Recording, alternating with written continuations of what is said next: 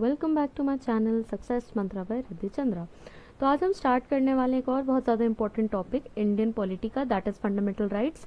इस बार का अगर नेट का पेपर आप लोगों ने, बहुत से लोगों ने जो दिया होगा, उसमें आप लोगों ने एक चीज़ नोटिस की होगी कि 2 मार्क्स का स्ट्रेट क्वेश्चन आया था फंडामेंटल राइट्स से।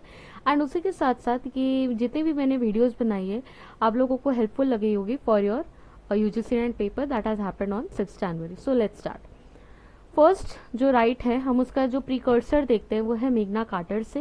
एंड उसके बाद हम देखते हैं कि इसका जो अडॉप्शन है वो basically American bill of rights से होता है, जहाँ से इंडियन कॉन्स्टिट्यूशन अडॉप्ट करता है। And it was previously 7 fundamental rights that was under the part 3 from article 12 to 35।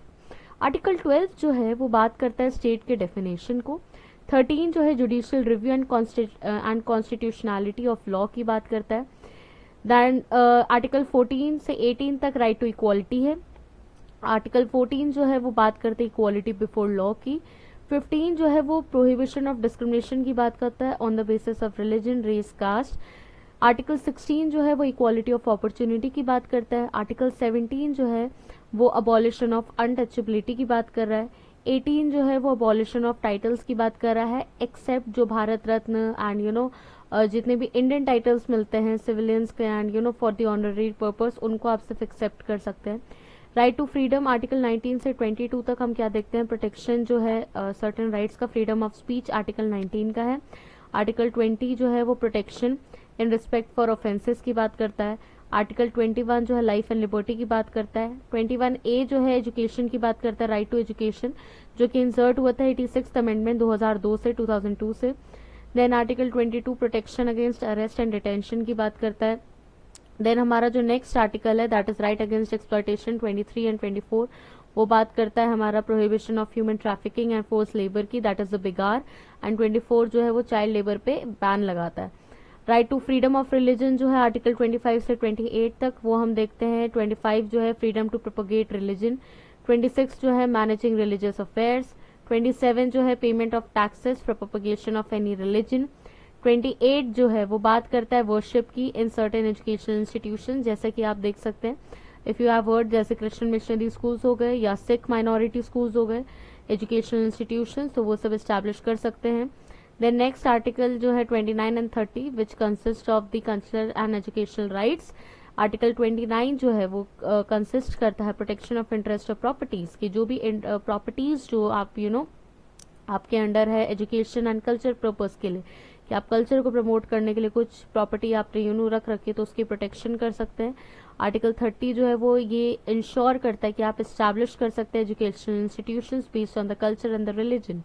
Article 32, it talks about the right to constitutional remedies, which consist of the 5 writs: habeas, mandamus, prohibition, certiorari, and quo warranto.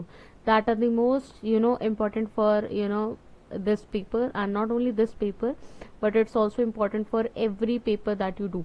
तो habeas corpus है producing the body, मतलब आप जो है किसी के सामने प्रकट हो रहे हैं, प्रकट इन द सेंस कि मतलब आप प्रोड्यूस कर रहे हैं अपने आप को कोर्ट के फ्रंट में।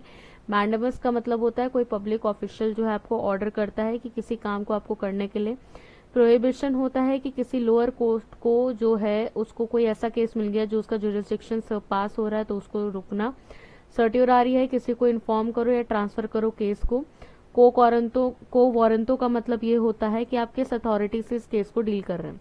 अब राइट टू प्रॉपर्टी जो है वो 44th अमेंडमेंट 1978 से रिमूव हुआ था, पर ये आज भी एक लीगल राइट है under article 300A, and protect होता है article 226 by high court. Article 32 को अम्बेडकर ने, as we all know, heart and soul of the constitution बताया। 3 कमिटीज जो है फंडामेंटल राइट्स से बहुत इंपॉर्टेंट है। केशवानंद भारती केस जो बेसिक स्ट्रक्चर डॉक्ट्राइन की बात करता है और ये बोलता है पार्ट 3 को अमेंड नहीं कर सकते। गोलकनाथ केस 67 का है, parliament does not have any power to amend part 3, same as a Kesavananda Bharati case.